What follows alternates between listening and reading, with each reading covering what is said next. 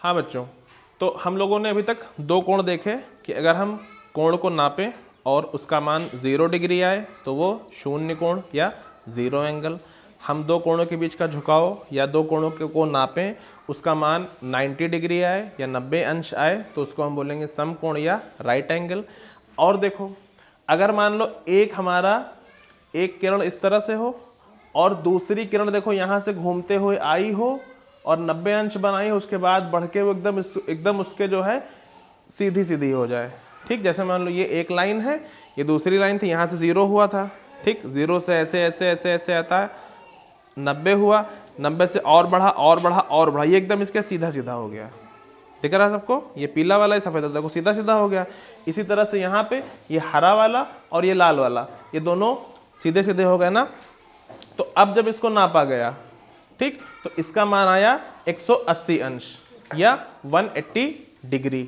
ठीक, तो जब किसी कोण को हम नापें और उसका मान आए 180 अंश या 180 डिग्री, अभी तो बता रहे थे, तो इसको हम लोग बोलेंगे 180 डिग्री, तो इसको हम लोग बोलेंगे स्ट्रेट एंगल या रिज कोण या सरल कोण। बात समझ में आई? तो अभी तुम लोग जब थोड़े और बड़े होगे, 6, 7, 8 में जब पहुंचोगे, तो वहां पे एक प्रश्न आएगा कि सीधी रेखा, मान लो ये सीधी रेखा है, ठीक, तो अगर हम यहाँ इसको बिग बिंदु बना लें तो ये कितना कोण बनाएगी? 180। तो सीधी रेखा हमेशा 180 अंश का कोण बनाती है। ठीक, कोई दिक्कत? कोई भी सीधी रेखा होगी दुनिया में वो 180 अंश का कोण बनाएगी। ठीक, याद रहेगा। फिर देखो, ये वाली लाइन थी वही, ठीक, ये यहाँ लेटी हुई थी, ये चढ़ती आई, घूमती घूमती घूमती घूमती घूमती पहले 90 अंश का बनाई, फिर घूमी फिर घूमी फिर घूमी, कितना बनाई? 180 अंश का बनाई। और फिर अगर मान लो कहा और इसका घूमने का मन, यहाँ घूमते घूमते घूमते घूमते घूमते घूमते आई, यहाँ यहीं तक तो घूम पाएगी, इसके आगे तो घूम नहीं पाएगी क्योंकि ऊपर ये फिर बैठा है। तो ये पूरा घूम जाए, कहाँ से? देखो, ये यहाँ से शुरू हुई थी और ये पूरी पूरी पूरी पूरी पूरी घूमी, 90 बनाई, 180 बनाई, फिर घूमी इधर और 180 के बाद 200, 250, 270, 280, 290, 300, 310, 350, कितना? 360।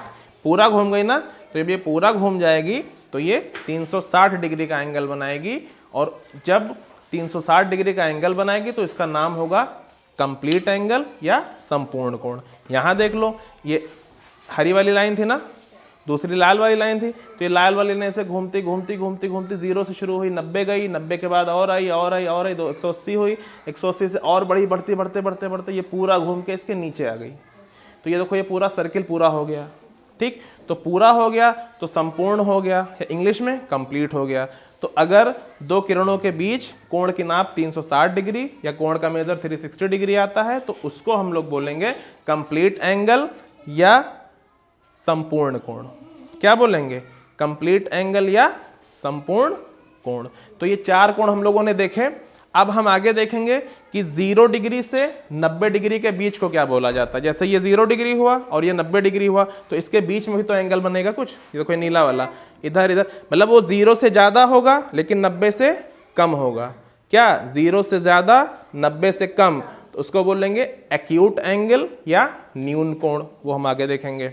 ठीक, फिर उसके बाद 90 ये था, ठीक, और अगर मान लो हम इसको इधर बना दें, 90 से ज्यादा हो लेकिन 180 से कम हो जाए, ठीक, तो उसको बोलेंगे अधिक कोण। वो अभी हम आगे देखेंगे। और अगर 180 से ज्यादा और 360 से कम होगा तो उसको हम बोलेंगे रिफ्लेक्स एंगल, या हिंदी में क्या बोलेंगे भी देखेंगे। ठीक, तो फिलहाल ये 4 कोण याद करो, वृहत कोण। फिर इसके बीच के कोणों को कैसे क्या बोलेंगे वो हम लोग आगे देखेंगे। ठीक, चलो इसको आप लोग अच्छे से नोट कर लो और याद कर लो। फिर जब कल हम अगली बार हम लोग देखेंगे तो बोलेंगे इनके बीच का कोण, इनके बीच का। तो जब ये आपको पता रहेगा तो बीच का कोण अच्छे से समझ पाओगे। ठीक, ओके, थैंक यू। इसको नोट कर लो।